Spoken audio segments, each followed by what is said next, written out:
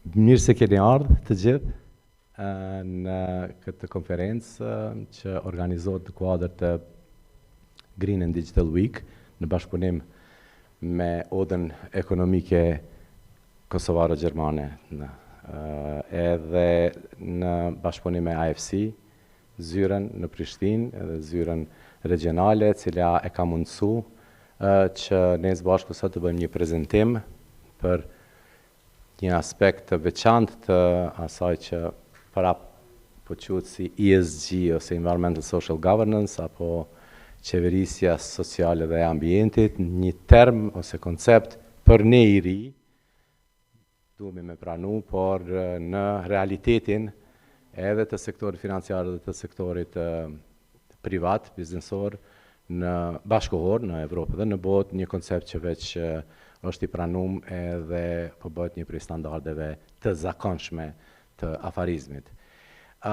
Kjo konferencë është parapa që të mbahet në formatin e një prezantimi që kam përgatit në bashkëpunim me ekspertët e AFC-s, të cilët do t'i kemi prezent këtu edhe fizikisht nëpërmes përfaqësuesit të zyrës të Kosovës edhe virtualisht nëpërmes të ekspertit të qeverisjes korporative zotëri Boris Janjalja, i cili është edhe përgjegjës regional, mes tjerash edhe i Kosovës për programin e qeverisjes korporative, e tash që quhet programin e qeverisjes ambientit edhe social, i cili edhe do të kyçet më vonë në këtë pjesën e panelit. Do më thonë, kjo konferencë është e parapamë të bëhet në formatin e një prezentimi që do të pason me panelistët dhe pyetjet që janë përgatitur, do të kemi mundësi të diskutojmë nëse keni pyetje dhe përfundon me një drek edhe shoqërim për gjithë ata që kanë kohë edhe mundësi të na bashkangjiten. Për fillim, do të thonë, po i përshëndes gjithë pranishmit, ka këtu përfaqësuese të sektorit financiar, bankar, të shoqatave, edhe të konsulentëve, edhe të organizatave ndërkombëtare, të donatorëve që veprojnë në Kosovë, po për fillim veç kisha pas qejf si trimja në emër të Odës Ekonomike Gjermane, disa fjalë, ndoshta për kontekstin edhe të Green and Digital Week edhe për temën që kemi folur. Shumë faleminderit si trimi që ke ardhur. Faleminderit Visar, përshëndetje edhe nga ana ime, gjithashtu në emër të drejtoreshës Hasani, ju përshëndesim edhe ju falenderojmë për pjesëmarrje dhe për kohën që keni gjetur jeni me ne sot këtu. Ne si Odë Ekonomike Gjermano-Kosovare kemi fillu këtë javën e Gjelbër dhe Dixhitale që nga e hëna dhe do ta përmbyllim me ditën e nesërme. Gjatë ditës së hënë kemi organizuar një panel me temë diskutimi rreth bankimit digjital dhe tradicional, që ka qenë një panel dhe diskutim mjaft interesant, që pastaj ka vazhdu me ditën e dytë ku kemi publikuar një raport rreth digitalizimit të proceseve biznesore. Raporti mund të gjendet në webfaqen e Odës. Gjithashtu dje kemi publikuar një raport tjetër rreth modeleve të reduktimit të energjisë në banesat e ndërtimit, do të thonë ndërtesat e banimit, që është një temë gjithashtu interesante dhe po ashtu ky raport mund të gjendet në webfaqen e Odës Ekonomike Gjermano-Kosovare. Gjithashtu një temë interesante edhe për mua personalisht, po edhe për kolegët e mia që jemi sot këtu, kemi interes që të ndëgjojmë edhe gjithashtu të mësojmë gjëra të reja. Dhe dita e nesërme, që është e fundit e kësaj jave, do të publikojmë një raport tjetër, i cili është punuar nga kolegja ime Marigona rreth potencialit të energjisë diellore, ujore dhe të erës që ka Kosova për t'ju ofruar investitorëve të huaj. Edhe njerë faleminderit, edhe Oda synon që kjo javë të bëhet tradicionale, do të thënë të jetë organizim i përveçshëm. Prandaj shpresojmë do të thotë që të kemi suksese të tilla edhe gjatë viteve të ardhshme, sikurse shënoi edhe kjo javë. Faleminderit. Faleminderit si trime shumë.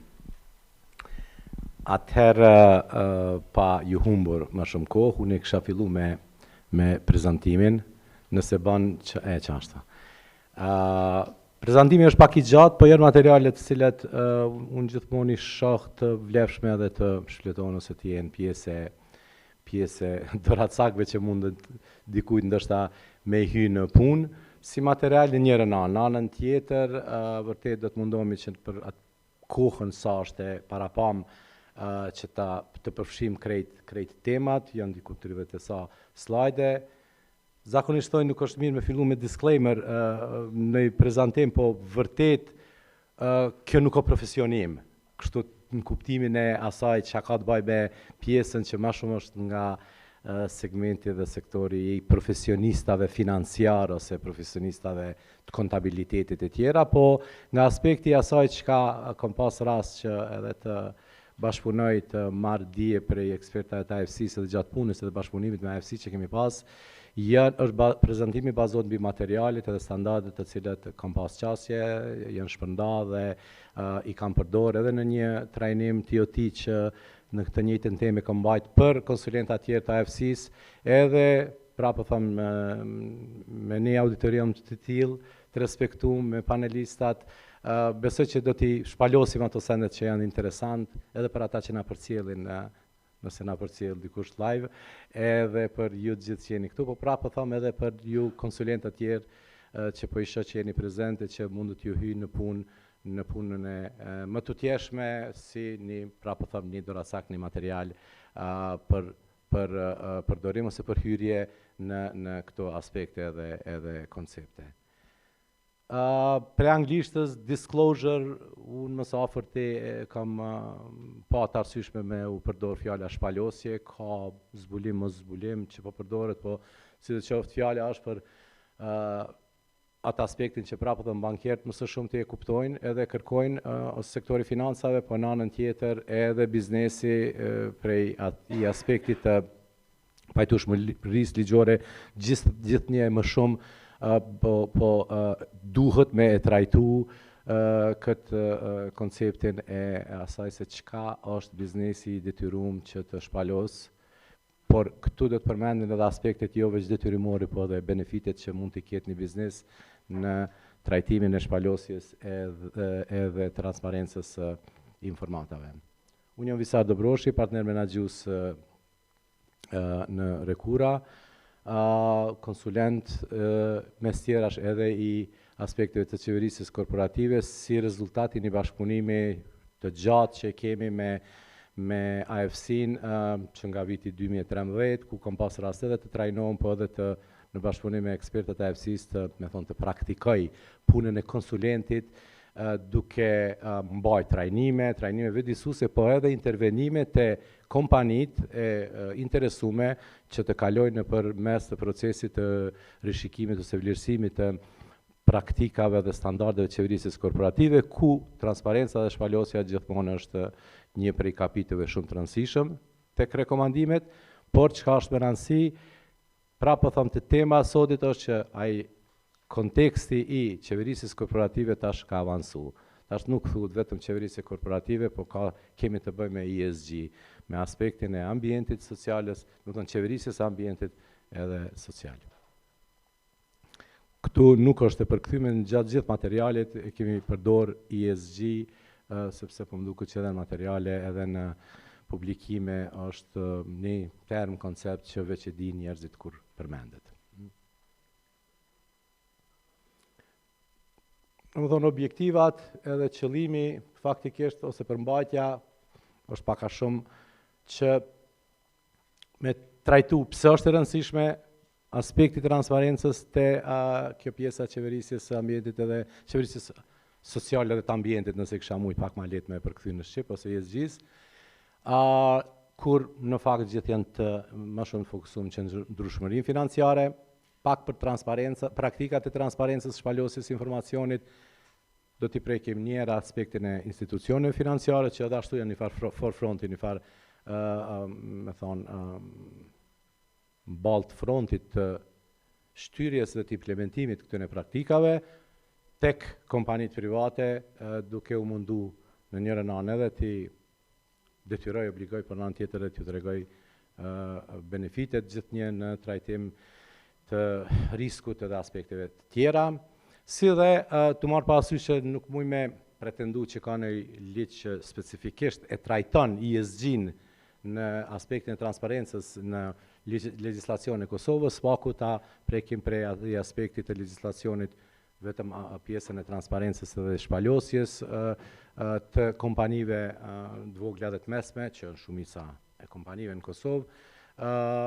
Disa slajde të huazume për prezantimeve të ekspertëve të shoqatës, po prapë që kemi këtu edhe përfaqësuesin e shoqatës që ndoshta në panel do të bëjmë edhe pak më në mënyrë më specifike me prek edhe sfidat edhe ku jemi ne, edhe kah janë drejtimet ose synimet që tregojnë ti për çfarë thonë se më thonë ose ti aplikon këto standarde të ESG-s nga aspekti i të transparencës edhe shpalosjes së informacionit. Për sa i përket asaj si funksionon jashtë, mirë është gjithmonë me ditë. Shpesh në punën e konsulencës kur mundohemi ti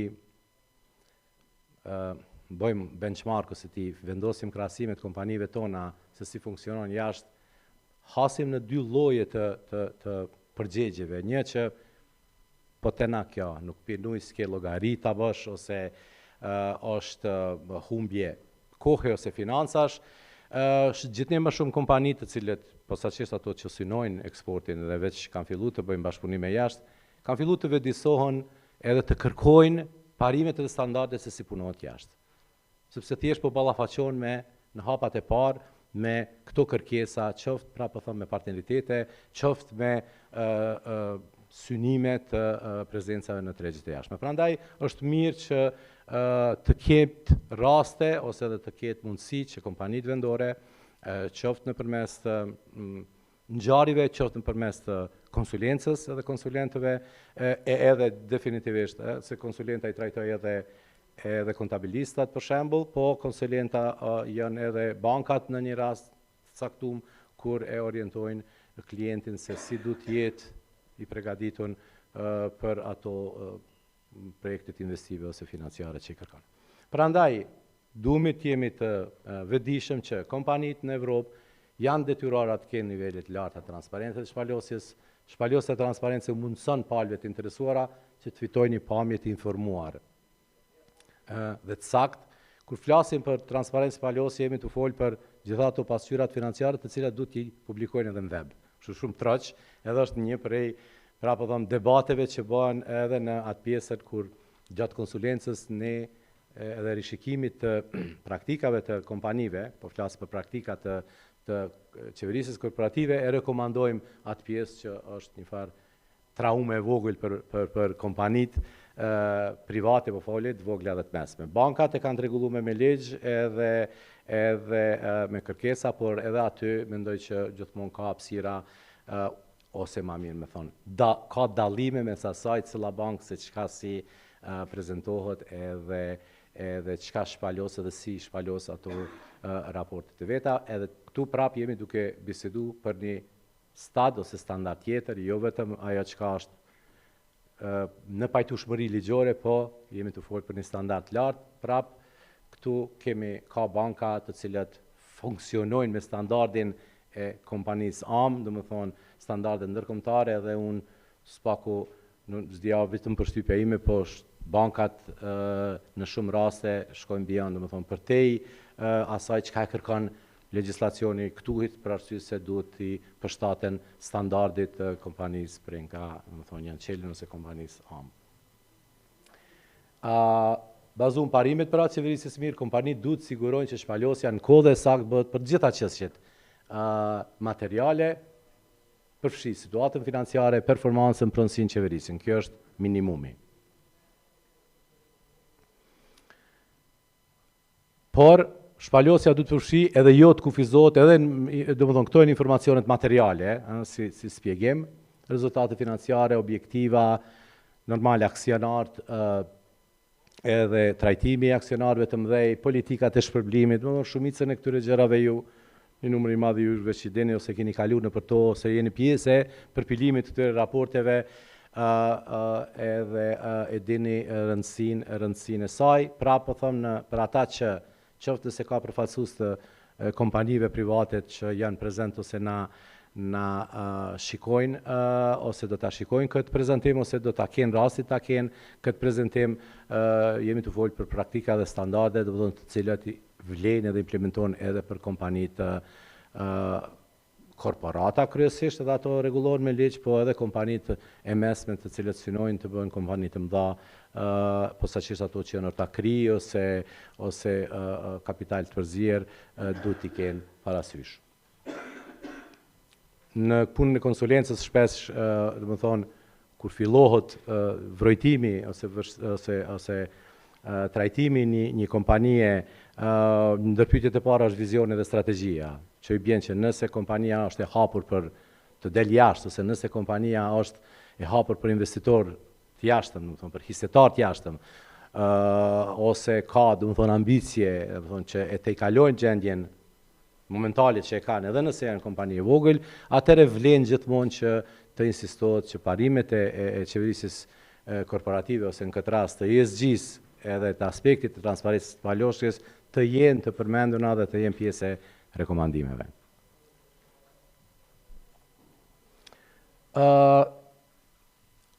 Edhe në punën, me thonë paraprake, nga 2013 që bën rëkura dhe unë personalisht me ekipën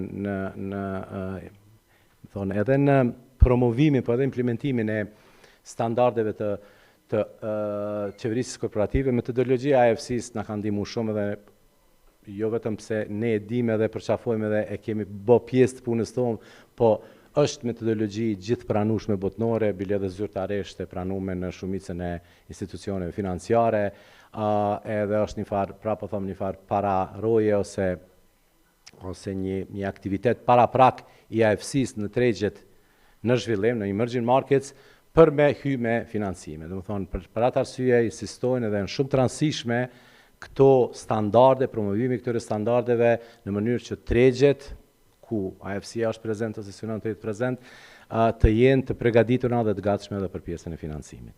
Kështu që kjo është një prej atyne incentivave ose nxitjeve të cilët një bankë zhvillimore si AFC-ja, gjithnjë më shumë edhe IBRD-ja, në mos gati ngjajshëm, insistojnë tek kompanitë e vogla të mesme që të jenë të përgatitura edhe nga aspekti i implementimit të parimeve të qeverisjes korporative, pra po them tash të këtyre që hyjnë në ESG, në mënyrë që ato kompani të jenë të gatshme të pranojnë financime prej bankave zhvillimore. I njëjti rast vlen edhe për banka, arsyeja pse në fakt sot këto banka zhvillimore veç janë prezente në shumë banka, si qoftë hisetar, qoftë financues, është sepse me siguri kanë kaluar nëpër këtë procesin e screening, me thonë, ose të pajtueshmërisë me këto standarde, edhe ato janë domethënë të mos them të padiskutueshme, po janë pjesë e mënyrës se si operojnë bankat, mënyrë që të jenë të gatshme të marrin financimin prej bankave zhvillimore ose AFC-s. Metodologjia e AFC-s është qasje për me vlerësu dhe përmirësu qeverisjen korporative. Domethënë, edhe kjo është një farë mënyre hapat si janë bët vlerësimi, analizohet edhe je për rekomandimet për përmirësim, edhe i analizon 6 parametra kyç: angazhimin ndaj mjedisit, shoqërisë, qeverisjes, struktura funksionimi i bordit drejtorëve, mjedisi kontroll ta kontrolli mjedisit, control environment, shpalosja transparenca, trajtimi aksionarëve minoritar edhe qeverisja e angazhimit palëve të interesit.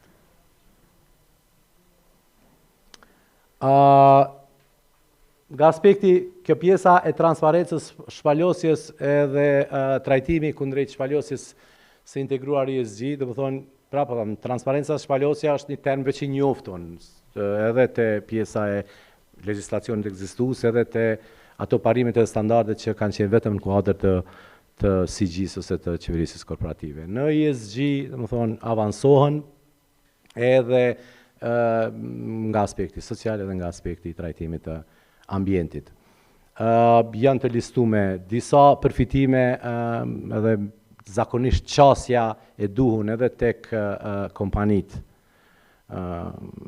ku insistohet të bëhen këto përmirësime ose avancime të këtyre standardeve, duhet të shkohet me atë qasjen e përfitimeve. Detyrimet janë evidente që duhet me arë për legislacionit, edhe për i palëve të jashtme të interesit, qoftë shteti, qoftë investitor të jashtëm agjensionet e tjerë, regulatorët, por nga pra përfitimi kryesor ose nxitja që të implementohen këto standarde duhet të adresohen tek përfitimet që i kanë kompanit.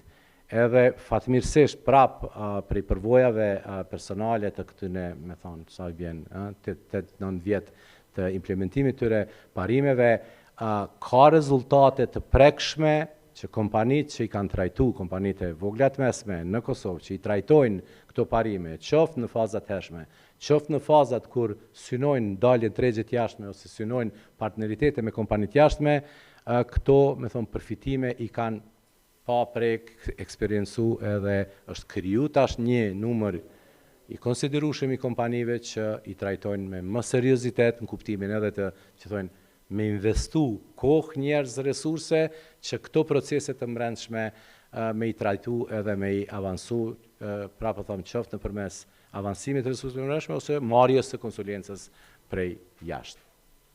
Edhe këtu një prej në më thonë, atyne nxitjeve, incentivave duhet me qenë, ose disa janë të listume edhe çdo kompani besoj e gjenë që synon rritje edhe qasjen të rrezikut jashtme e gjenë rëndësinë edhe vlerën. Gjithnjë më shumë kompanit po e shohin çka sa më rëndësi rritja e vlerës kompanisë kundrejt vetëm rritjes net profitit. Ose qasja më mirë financa po e kuptojnë, ose du ta kuptojnë së bashku me banka dhe praktikat e bankave, për cilët do të kemi rast ta diskutojmë, që do të kenë, s'po them vetëm benefite, por ndoshta nxitje edhe shkurtim procesit nëse tek qasja në financa, nëse i implementojnë këto standarde ku në rastin e aplikimit për banka zhvillimore është evidente. Domethënë nuk mundesh me apliku tek bankat si IBRD ose AFC për në financim ose investim si pjesëtar equity finance nëse këto standarde nuk janë të implementuar me sjerash prapë edhe kjo pjesa standardit të transparencës dhe shpalosjes së informatave, edhe disa prej aspekteve tjera që i duhen me qenë motivuese për kompanin që të hyjë procesit të implementimit të këtyre standardeve. Kjo është, me thonë, prezantim kundrejt asaj s'ki çare pa e bo se ligji e lyp. Sepse, pra po thëmë, vështirë, po, definitivisht, ju që jeni direkt edhe ma shumë, dhe më thonë pjesa e kontabilistave, e ka dhe ma tafët këtë aspekt, unë prapë e marë si pro, dhe më thonë, trendeve, për i marë përvojat që janë kriju për qëtë periudhë, dhe që prapë thëmë, ka kompani që e kanë kuptu, të marë pasysh që ka kompani që veç kanë fillu me dalë jashtë dhe kanë boat kontaktin e parë me partnerë të jashtëm të cilët po ja kërkojnë këtë send, po të ku bordi që shë ka mune drejtat në bord, si kush i bën pasyra, çfarë softveri, diskutohen ato pasyra tjerë tash mos shkoj në detale.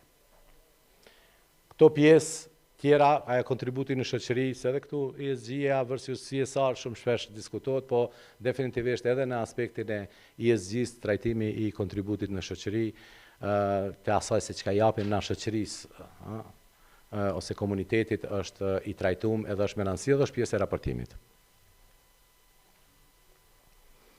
Këto janë qëllimet, domethënë për asaj përket menaxhimit të brendshëm, definitivisht e përmirëson menaxhimin e riskut ose rrezikut, zgjeron mbikëqyrjen e qeverisjes, ka efikasitet, domethënë edhe performancë përmirësuar e tjera, i trajton rregulloret, normë lokale kundrejt normave ndërkombëtare biznesit, ka qasje më afat gjatë në kapital, integron faktor material, thjesht analizë financiare e tjera. Duhet pak ma shpejt me kalu në për disa slajde, unë prapë po tham, jem shumë i vetëdijshëm që një numër shumë i madh për jush këtu i din këto sene shumë ma mirë se une, po prapë në kontekst të ngjarjes edhe të asaj, po tham, promovimit, këtij aspekti dhe kësaj komponente mendoj që është me vlerë edhe të kalojmë në për këto dhe të krijojmë një material po them si tora sakt që dikujt mund të hyjë në punë, qoftë për rifreskim, rikujtim, konfirmim apo informat të re. Që kjo është po më duket detyre e konsulentit kundrejt dikujt që e ndëgjon. Disa prej aspekteve të standardeve ndërkombëtare, edhe nxitjeve arsyeve pse trajtohet standardi i ESG-s në pjesën e transparencës dhe shpalosjes së informatave. Edhe ka të bëjë definitivisht me financat e qëndrueshme si sustainable finance, si një koncept, aspekt i cili pra po them te sektori financiar është shumë i njoftun edhe i trajtuar. Në aspektin domethënë të financave të qëndrueshme është me rëndësi më përmend që shpalosja e informatave sipas parimeve ose standardeve të ESG-s i avanson këto qëllime në disa mënyra.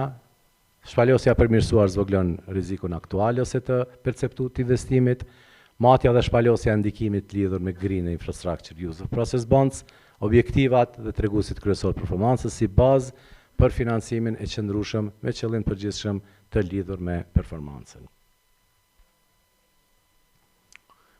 Natyrisht shumë ka sfida, nuk janë vetëm sfida të tregut tonë që kemi diskutuar edhe me Ardianën para se kur kemi diskutuar këtë panel edhe prezencën e rëndësishme të përfaqësuesve ose të shoqatës së kontabilistëve. Për një treg jo vetëm për një treg si joni, domethënë kjo është prej prezantimit ndërkombëtar, domethënë këto janë sfida edhe për tregun ndërkombëtar. Edhe pjesa e mungesës ekspertizës, edhe pjesa e harmonizimeve të ligjeve, edhe pjesa e harmonizimeve të standardeve të IFRS-it me të ESG-s, domethënë këto janë sfida, edhe mirë është me qujtë si sfida, se kur i quhen si problem, thush problema është nalësh, kur e bën problemin sfidë, ja fillon më marrë me te edhe me e trajtu, edhe me kërku zgjidhje, edhe gjatë tentimit të kërkimit të zgjidhjes gjithmonë avanson edhe proceset. Për atë arsye unë mendoj që në çat mënyrë duhemi me trajtu edhe për tregun tonë, Me thonë që është problem, se me fillu me listu problemet prej aspektit njerëzore, kur tham njerëzor është edhe kvantitativ dhe kvalitativ, përpara kemi pas problem vetëm kvalitativ, tash po na bëhet edhe problemi kvantitativ, mandej problemi legjislacioneve, harmonizimeve e tjera, po siç që të jetë, mirë është kur identifikohen sfidat edhe adresohen në mënyrë që të ecën proceset. Në standardet ende janë fazë zhvillimit, edhe për të ofruar shërbime profesionale profesionistët e kontabilitetit dhe auditimit ka të ngjartë kërkojnë edhe arsimim ose trajtim shtesë.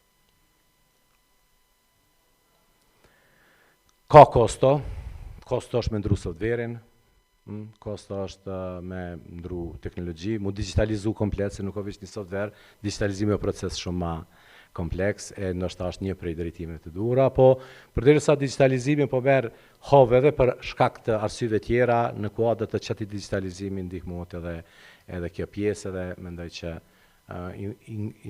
involvimi ose përfshirja edhe aspekteve të të mënyrës se si trajtohet financat në kompani në pjesën e procesit të digitalizimit është edhe duhet të jetë në benefit ose në përfitim të kompanisë. Informacioni mundet me qenë pastaj kompleks, edhe ka komentues që perceptojnë që standardet e IFRS-it, ashtu si bën raportet e kontabilitetit më të gjata dhe i bojnë këto raporte më të gjata dhe më komplekse. Vetëm sa me qenë pjesë e prezentimit ose pjesë e konceptit të asaj se si trajtohet, janë në veçanti që ato sfida ose që ato drejtime të trajtuar në prezentim si janë nga kanë vështrimi ose për sektorin financiar edhe si janë për sektorin privat ose të ndërmarrjeve të vogla të mesme, gjithsesi edhe të korporatave. Mas pari, definitivisht bankat janë ato që edhe i kanë adoptuar dhe shtyr dhe merren me këtë pjesë të standardeve, arsyeja është se kanë edhe me ligj, po edhe me mënyrën si funksionojnë llogaridhënie më të theksuar dhe më të madhe, dhe për atë arsye kjo pjesa e transparencës për banka është shumë e rëndësishme si për aksionarët e shumë që banka mund të mi pas, ashtu edhe për përfitues tjerë se ata që i shërben. Sa ish dasht me pas kohë edhe? E mandena pareli. Dhe më thonë, po i vetëm po kalojmë në mënyrë që nështë edhe me panel të kemi kohë më shumë për me i trajtu temat. Dhe më thonë, shpalosja, transparenca në institucionet financiare i ka aspektet e veta, por edhe sfidat e veta, edhe disa prej rekomandimeve, dhe më thonë, të cilët janë të listume në bazë të asaj se si trajton edhe programi i AFC-s edhe standardet që i promovon. Normal që ka skepticizëm edhe këtu, por prapa thab janë sfidat të cilët duhet të adresohen, edhe më shumë prapa thab kanë të bëjnë me atë synimin e internacionalizimit ose pajtueshmërisë standardet bankave lokale me standardet ndërkombëtare. Për kompani private, do të thonë sfida është edhe më e madhe, qoftë për shkak të mungesave të ekspertizës, qoftë për shkak të mungesave të legjislacionit, por prap këtu duhet të fillohet së pari me legjislacionin ekzistues të ketë një pajtueshmëri edhe një kontroll më të madhe, por gjithnjë duke i shtyr kompanitë në bazë të përfitimeve që mund t'i kenë. Prapë them edhe në konsulencë përdoren tregimet e suksesshme, domethënë përdoren kompani të cilët që thonë ja kanë pa hajrin, domethënë kompani të cilët e kanë kuptuar me kohë rëndësinë e këtyre standardeve dhe të cilët kanë përfituar për shkak të aplikimit të tyre, qoftë me internacionalizim biznesit të tyre ose me partneritete të jashtme. Është një prezantim i asaj se ku zaktësisht një farë rrugtimi i kompanive, faza parë, 2, 3, 4, fazën e 4 janë faktikisht kompani që listohen, nuk është e implementueshme në kontekstin tonë, mirë po për kompani që synojnë të dalin nga faza 1 dhe 2 ose nga 2 dhe në 3, janë rekomandimet se cilat aspektet të standardet transparencës dhe shpalosjes duhet t'i kenë parasysh dhe t'i implementojnë në praktikat e tyre. Në Kosovë prap është vetëm ajo pjesa është listuar në 4-5 slide pjesa e asaj se si është realiteti sot, do të thonë si janë të ndamë kompanitë. Këtu prapë thëmë një disclaimer mund të jenë që në ndërkohë kanë ndryshuar disa prej parametrave, po sido që të jetë janë, do të thonë, duhet ekziston ligji mbi kontabilitet, auditim, edhe janë disa ndryshime të vazhdueshme ligjore që po bëhen, qoftë në ato se si duhet të jetë certifikum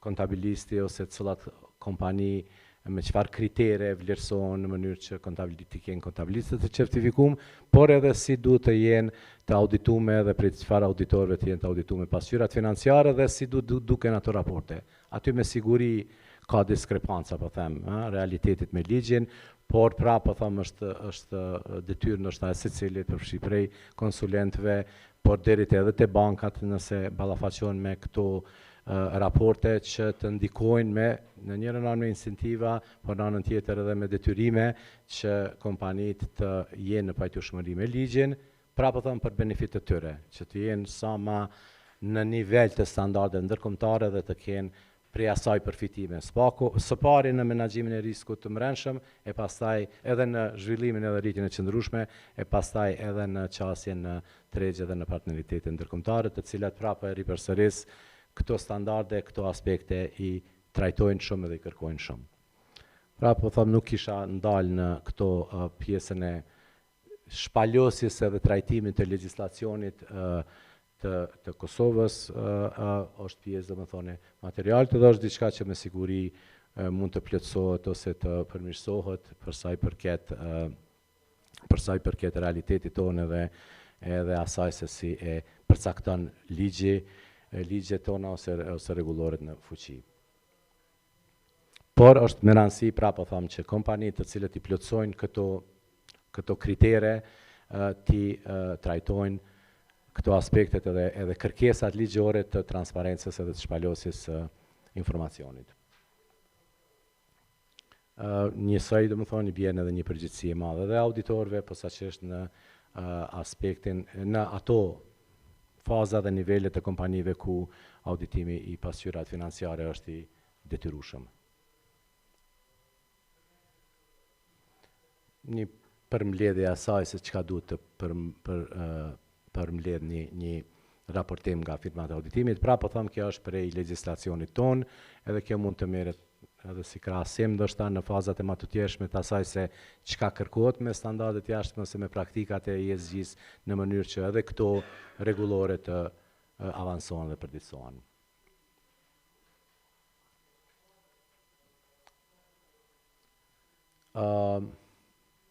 Kretë kjo në një farë përshkrimi i asaj se çka kërkohet prej kompanive. Më duket që kjo është përfundimi. Faleminderit shumë për vëmendjen. Mbas të agjendës pak u zgjat, po edhe ma vonë fillum, po më duket që nuk kemi te kalu tepër këtë kohën e prezentimit. Ndoshta keni vrejt, kom qef me fol shumë, po duhet mund dal dikur. Shumë faleminderit për vëmendje. Unë kisha propozu që me njëre të vazhdoj me panel edhe me panelistat. Kam derin që në panel të kem ekspert edhe të fushës edhe të temës. Fatkeqësisht dy nga personat të cilët edhe i takon me qenë këtu dhe kanë shpreh interesimin me qenë pjesë të panelit, do të na kyçen vetëm virtualisht, po besoj që ajo nuk do të jetë hendikep i madh, po më duket që në këtë periudhën disa vjeçare na u bë tash të kaluar veç u mësuam edhe me këtë mënyrë të mbajtjes edhe të konferencave dhe të komunikimit. Besoj që teknikisht jemi në rregull që tash edhe ta shohim në ekran edhe të përshëndesim panelistat tonë. Panelistat që i kemi këtu fizikisht prezent unë i ftoj të ulen përpara.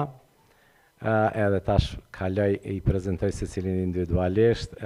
Shkurt e besoj që do të ketë kohë edhe mundësi që edhe panelistët ta prezentojnë edhe veten edhe ato çka përfaqësojnë para se të hyjmë drejt në pyetje. Pra në panel do të jetë po shoh këtu edhe pjesëmarrës tjerë, i përshëndes gjithë. Posaçërisht zotërin Boris Janjalia. Boris, can you hear us? Can you see us?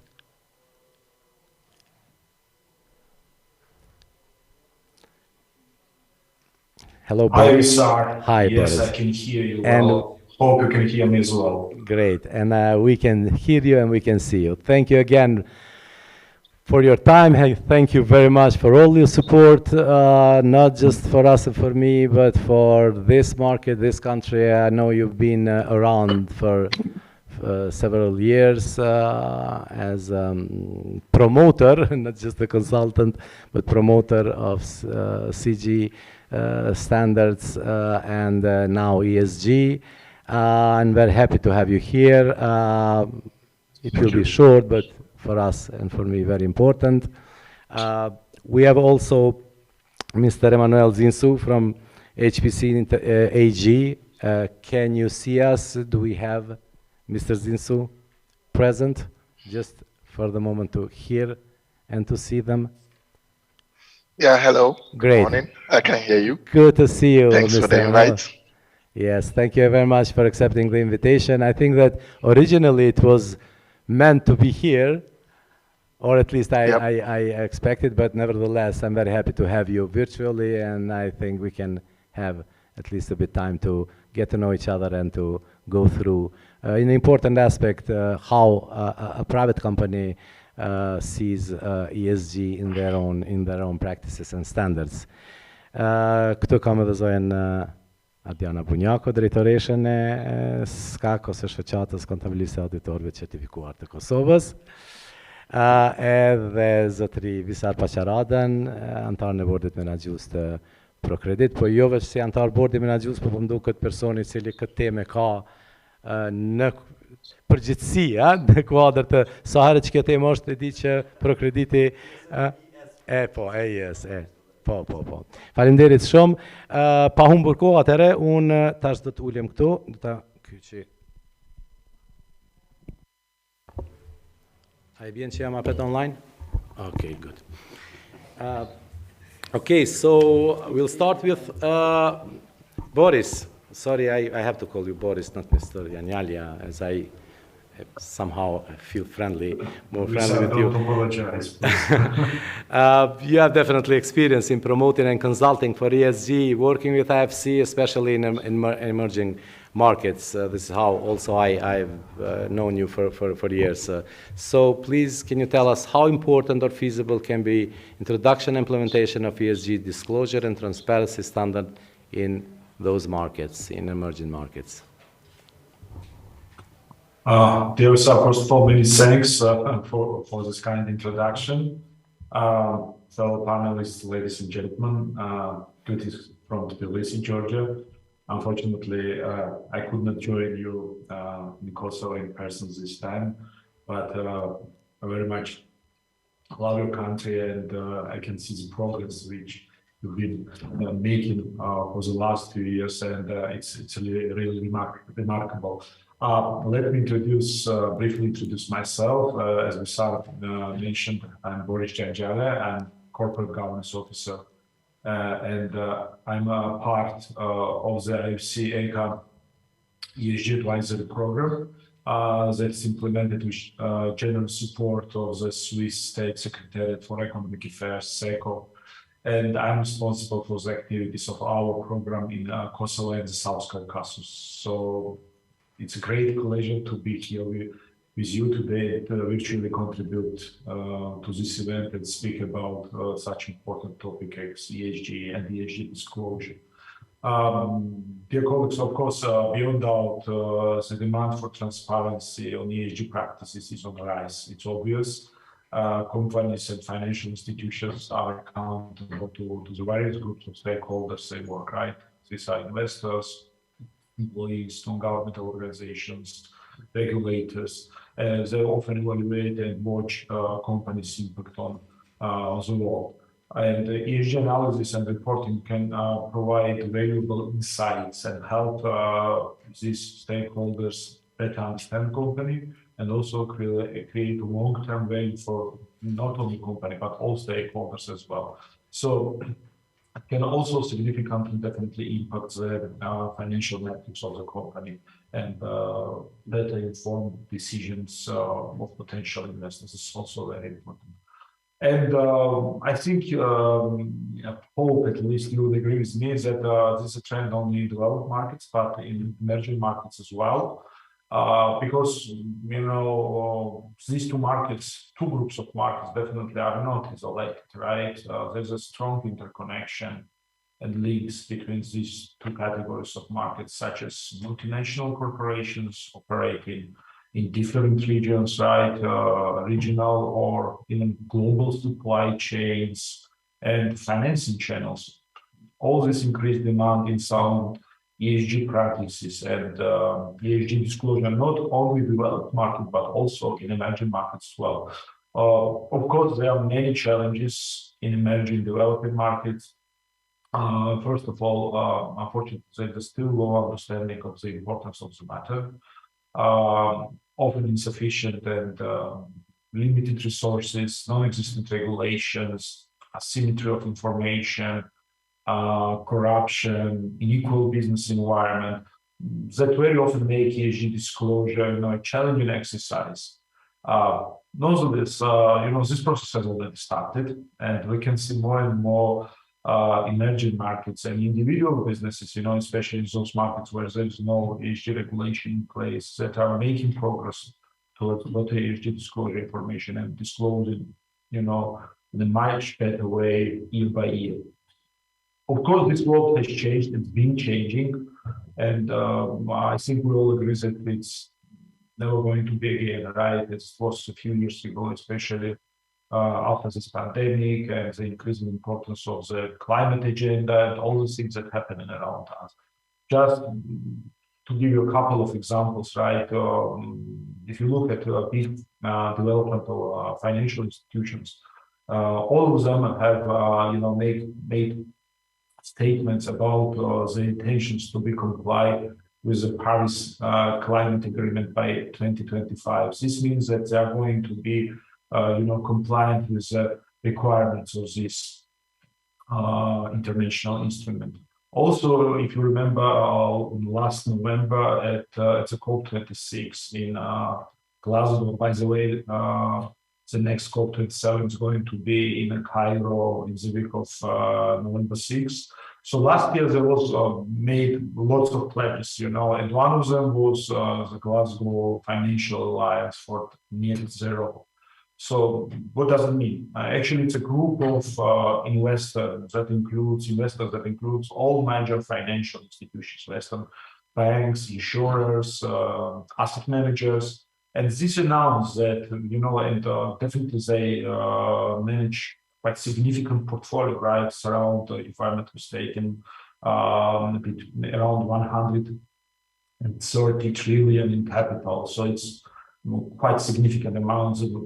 Some of the sources, it's equivalent up to 40% of the world financial assets. So they made this, clear statement and signs that they committed themselves to achieve, that they will be net zero,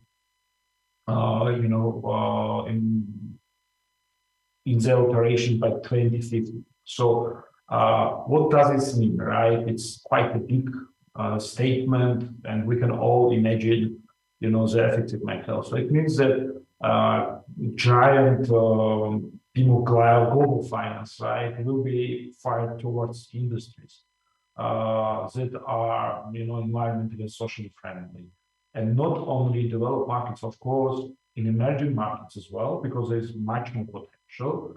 And the way for companies to make themselves available for this finance is to pursue sound ESG practices, of course, and at the same time make sound ESG disclosure in a way that is understandable and acceptable to the investors. So it's just an example, right? And as I said, this process has started, and it's just a matter of time. How long will it take? But what can be said, the earlier we start, of course, is better because we will be much better prepared with less cost and burden to our businesses, right? And definitely this not only, need to comply, no, it's also opportunity, business opportunity, this will definitely change, going forward in a number of years, business environment, the demand in new products, opportunities will come up. So it's better to be prepared. And along with this, of course, we all know about the challenges, just to a few of them. First of all, the current ESG reported landscape is complex and diverse. We know that there are different standards, often they call them 5, core ESG standards, and of course the standards have different methodology and disclosure requirements. And of course, international investors with global portfolios, they call for some sort of uniformity. And to have some understanding understanding how this operates, right? To have high quality, transparent, reliable, and comparable, ESG disclosure, and some sort of convergence. Most standards have already started, especially, events that started in 2021, then been accelerated, especially at COP26. So we should expect more and more convergence when it comes to ESG reporting standards. And of course, this use of multiple reporting standards and framework, it's not the, let's say, only challenge that nowadays the business community faces. For instance, it's very important to have, yes, we disclose this information, but at the same time, how we can ensure that it's correct and it reflects proper reality. So it's very important that very often, unfortunately, this disclosed ESG information, unfortunately, it's not often issued by a third party audits that are based on a robust methodology. So it's something that still needs to be achieved. For instance, if you look at Standard Poor index of 500, Standard Poor 500 index companies, you will see that, for instance, if I'm not mistaken, in 2020 it was around 30%, sustainability reports, were certified by external assurers. So this is something to keep in mind. And especially when we talk around the emerging markets, of course, we have different kind of challenges, but I think it always makes sense to start from somewhere, right? First of all, maybe to start from voluntary disclosure, allowing application of and encouraging application of different international standards, right? Before, for instance, the national requirements are put in place. But at the same time, it will be desirable that it comes along with independent assurance, right? To ensure that, trying to ensure that the disclosed information is true and accurate. And I think we should, promote pioneers in the market, right? I mean, those who set the tone in the market, individual businesses, companies, who even without some sort of regulatory requirements are committed to disclose ESG information. And believe me, this soft peer pressure is one of the most effective mechanisms that works well, and it promotes this idea. And for instance, in our country, we have an annual contest where companies are providing their reports, and year by year we can see that the quality of disclosed information is improving. The number of companies participating is increasing. So my key message here would be those who are committed to disclose should be recognized and rewarded. Of course, it's a journey. We would like to say that corporate governance, especially governance here, is key component, because along with information to disclose on governance component, it's very important how it's treated as a company, right? It's the board itself, how it supports this initiative, how do they review the supports, and it's very important. So governance and this process, of ESG disclosure, it's a journey. It's not a destination, right? So, and it's very important to start it. Definitely, I think that especially in emerging markets, ESG disclosure is feasible and doable. It takes time, but definitely we will be there. Sorry, I hope I answered your question. Much for very comprehensive and presentation and answer, and also complementing the topic and the presentation I had. Thank you very much, Boris. Mr. Zinsu, I think just for my sake at least, but also for the auditorium, we would like to hear from you to tell us more about the company you represent today, but in the context of your plan to develop a global approach to ESG. Hello? Yes, can you hear us? Hear me? Can you hear us, Mr. Zinsu? Yeah, I can hear you clearly. Did you hear the question? Thanks. Do I have to repeat? Yeah, no, it's okay. Thank you very much. We can hear you very well. Thanks. All right, thanks. So thank you very much, Deborah, for the invitation. So it's quite unfortunate that I could also not attend personally due to some last minute assignments somewhere, but I was really looking forward to have my first trip or visit to Kosovo and get to also meet colleagues there. But nevertheless, I could also plan in the near future to still visit and probably also visit Ricora and see how you are engaging with ESG and sustainability issues in Kosovo. So it's an honor to be invited here to also represent my company. So I will just give you a brief introduction about myself. My name is Emmanuel Zinsu. I'm currently based in Germany, in the northeastern part of Stuttgart, and I've been working for HPC as a senior ESG consultant and lead for ESG or sustainability issues within the company. for about a year now. Previously, I've worked in this environment for about 10 years. So yeah, basically, your question is for me to introduce HPC to you. So I'm just going to give you a brief background of what HPC is, and then probably then talk on the topic of what we are actually doing regarding ESG and sustainability issue. So HPC is a group of environmental and geological and civil engineering experts who actually provides engineering and consulting services, both locally and internationally. So we have a global footprint. So HPC is actually established since 1948. So we've been in the business for about more than 7 decades now. Our headquarters is based in Germany. So, and we operate in more than 30 branches in Germany and about more than 17 branches across the European continent. So we are located in 9 countries across Europe, which is actually making us to be among one of the top 10 environmental engineering firms in Europe. So we have a staff capacity of about 700, if I'm not mistaken, working and supporting more than 2,300 clients in the area of environmental and sustainability services with a working volume of more than 54 million euros. So our clients regularly ranges from local authorities to industries, chemical industries, to logistics, food, construction, both private and institutional investors, like for example, Union Invest. So we provide engineering and consulting services in actually 3 thematic fields. So for example, one of our major or big business area portfolio is land recycling. So we provide remediation of services, for example, remediation of contaminated lands and biodiversity restoration, waste management.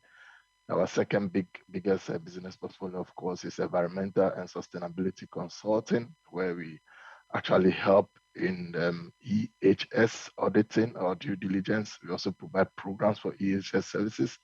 We also conduct waste vendor audits, social audits, water, energy management, and environmental planning issues.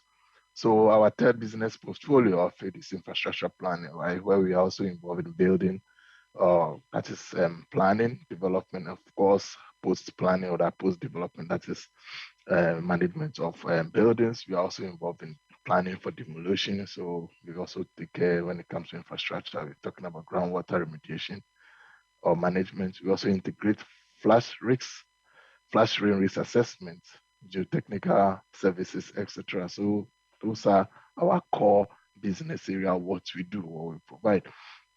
Globally, we also have, like I said, we don't only work within Germany or Europe, but we have a huge global footprint. So about 2 decades, like 20 years now, we are a member, or I would say better still, the founding fathers of Innogen Alliance, which is Innogen Alliance. Let me talk briefly about it. It's a global environmental and sustainability consultant with more than 6,000 EHS plus S, environmental health and safety and sustainability staff who are working to support clients globally. So we have about 200 locations across the group which provide both local and technical solutions for our global experts. So that is our global footprint, and this actually is which makes us unique from other consulting services, right, or environmental consulting service, because we actually are taking global with our huge global network to actually deliver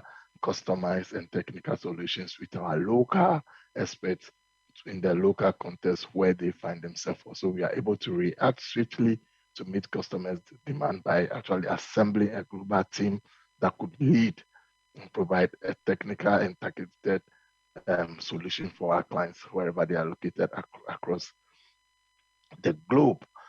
So with regard to ESG, I think what we are actually doing or approaching, and my colleague earlier on, Boris, actually highlighted most of the stuff. And I think he did mention the challenges of the industries actually having accurate data in form of these disclosures we are talking about, in order to have a very form of, decent and transparent view of disclosing or reporting what we are engaging in. So some of the challenges, as we know, or as he has mentioned, is actually the lack of structured process. I think you also mentioned that, Vesa, in your presentation, this like structured process to identify all or most of the potential risks, ESG risks and opportunities that are actually linked with specific entity or assets, and also a challenge of trying to quantify this, because we all know that these are non-financial matrices, right? So in order to really disclose, you need to be able to quantify them. By quantifying them helps you to be able to monitor and actually also improve this material ESG risks and opportunity we are talking about, because these are what actually have the potential to either make or break a potential business case. So realizing these challenges, what we are doing in our global approach is that we actually are restructuring ourselves internally within the global landscape or our network to actually better position ourselves internally by putting on structures and measures that help us to be able to communicate properly through disclosures how and why we HPC are really creating value for our clients, for our shareholders, for our stakeholders, and not really eroding the values we are creating. So in terms of externally and in terms of our clients, we have developed an in-house tool which helps in just a simple tool that's helping in the form of ESG pre-screening exercises, because we know ESG case is a very huge topic. It's a very huge landscape, which cases right now are very, very specific. So that is the issue. My friend did talk about harmonization or coming together with specific standard or some form of having some sort of, integration of our reporting system. I think this is also being done right now. He did mention of a lot of structures or standard or framework, and we are gearing towards it, because last year, I think he made mention of it, where the International Sustainability Standard Board has been created. So our way is try to create a platform, help companies, both small and medium-sized company, especially in emerging markets, to start collecting these key material ESG data that they can use in measuring their performance and actually managing the potential ESG risks that is associated to their business operation, while leveraging against the potential opportunities that ESG issues present. So in terms of real estate transaction process, for example, our tool actually is focusing on the exposure risks and opportunities. So I'm talking about both the physical and transitional risks. So we also use this tool to also actually include some aspects of ESG risk opportunity, for example, in merging and acquisition transaction in green and brownfield developments, or like I said, we are engineers, so we also try to incorporate some part of sustainability aspects and prepare our client for specific natural events. Like we know currently we are experiencing a lot of flash rain, flooding, so we also have the capability of doing that. With regard to sustainability disclosure, what we do, or what we are doing to support our clients, actually offer some of ESG legal register. So we do specific pre-screenings for legal, standard, and regulatory compliance, because so that it helps our clients in both in the area of single or double materiality disclosure.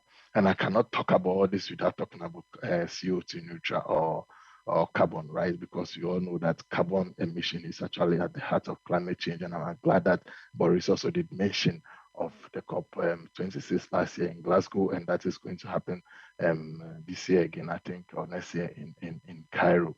So we also have our carbon neutral strategy, where we actually include or supporting specific carbon neutral transition works. So we're talking about greenhouse gas calculation or life cycle analysis for both product level and system level, with all the scope from scope 1 to scope 3. So we also conduct specific technical due diligence assessment in terms of when it comes to energy management system and assessment. Apart from this, I did mention of data being key when it comes to management of your ESG factors or issue, or including this. So we are on the process of trying to partner with some of our colleagues, our global colleagues, to have a digitalization of this process. So we are developing a tool or a system where we could give to our clients to do their first pre-screening, so self-assessment. So this first assessment helps us get the data and help us identify the potential pain points for our clients, and then we engage in them. Remember, what makes it different from other consulting organizations is that ESG, or the ESG aspect that we are tackling, helping in the planning or preparation of our clients. We are also a bunch of scientists which have the capacity and the skill to help our clients implement their strategy. So this is a very key difference. So in a nutshell, that is what I could tell about my company, HPC, what we do, and our strategy trying to define a global approach towards ESG management. And I hope I've answered the question, and looking forward for further discussion and comments from the colleagues. Thanks.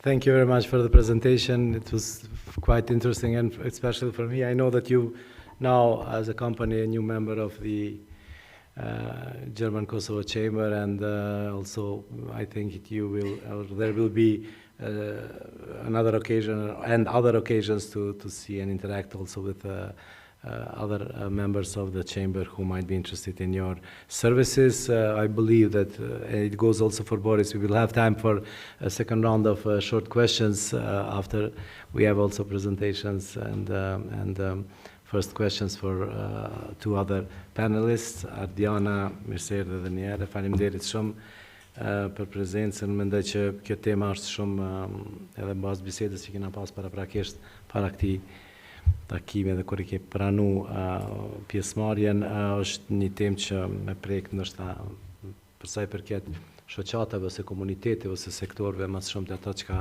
përfaqëson shoqata ku je drejtoresh në më shumë I madh vjetëve, edhe je personi më I duhur që ndoshta më na jap edhe një të thoni insight edhe të këtij aspektit ose tregut ton ose ato ku jemi.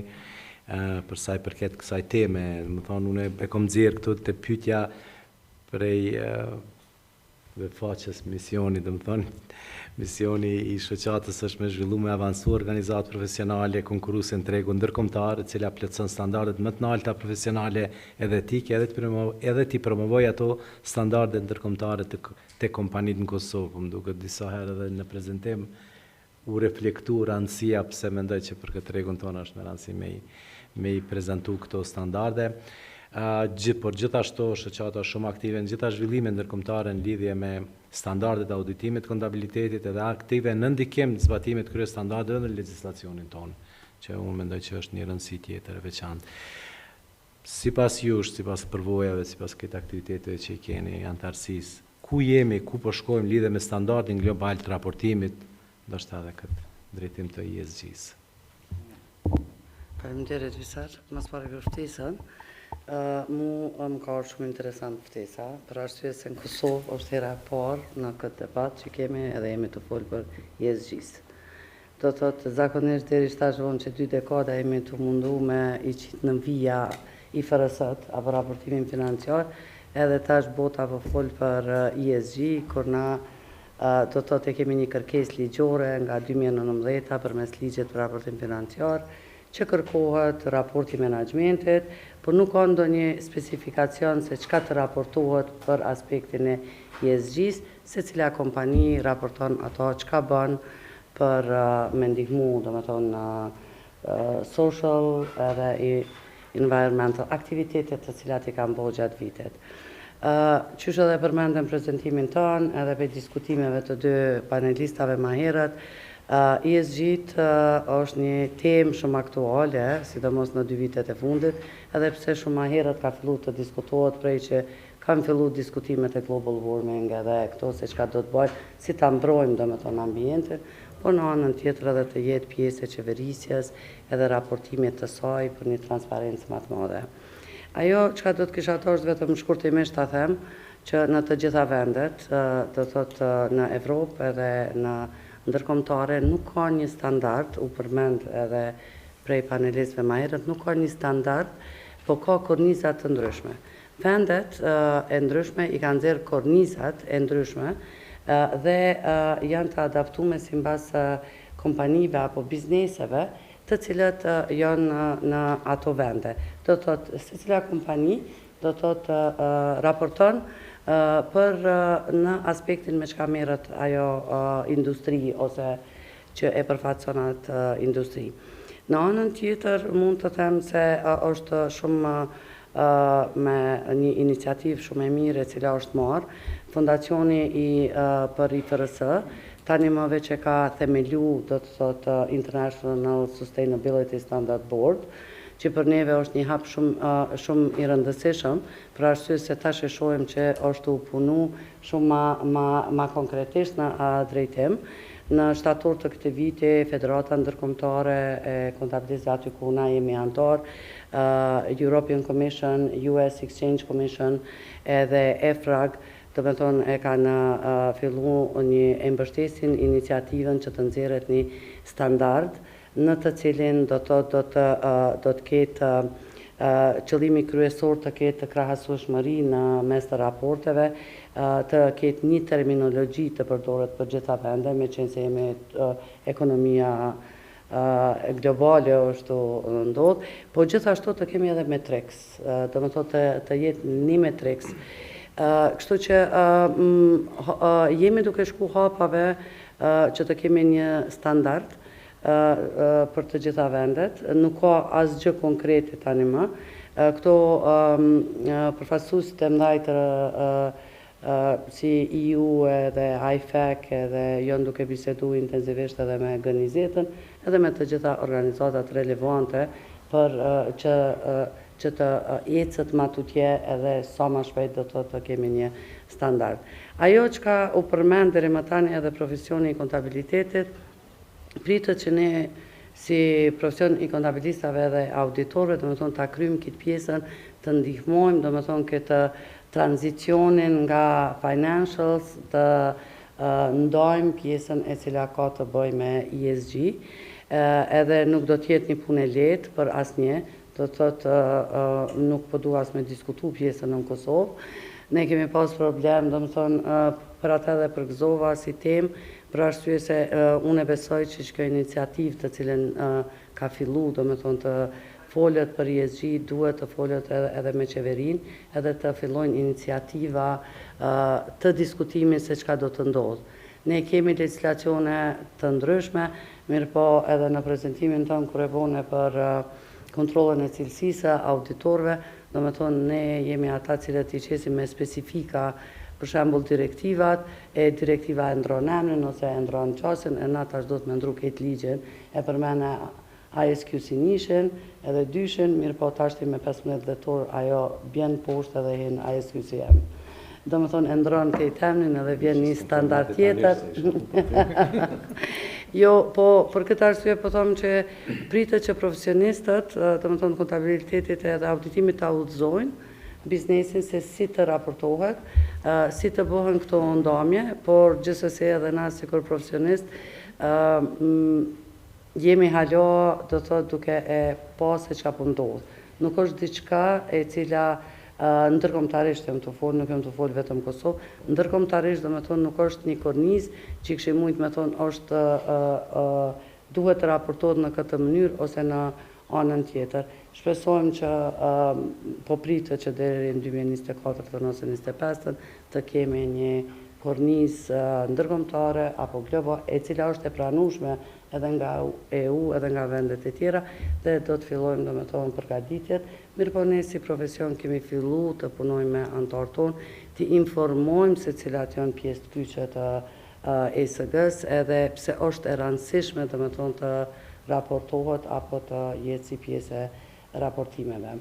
Unë them që raportet nga Këshilli për raportim financiar që është pjesë e Ministrisë së Financave bëhen publike, mirë po në aspektin e management report që kërkohet ka 2019 nuk ka ndonjë analizë për shembull se për çka kanë raportu do të thotë kompanitë tona në aspektin e ESG-s.